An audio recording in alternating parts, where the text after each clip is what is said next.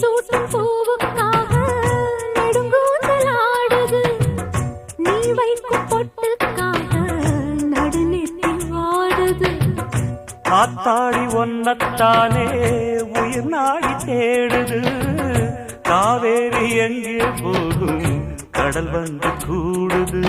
அந்திப் பொழுதில் தென்னங்கிளையில் தென்றல் கூத்தாட, மையை எழுதி மஞ்சள் குருவி கையை கோத்தாட.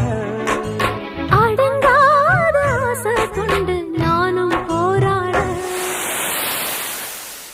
உனக்கென பிறந்தவ ரெக்க கட்டி பறந்தவ இவதான்,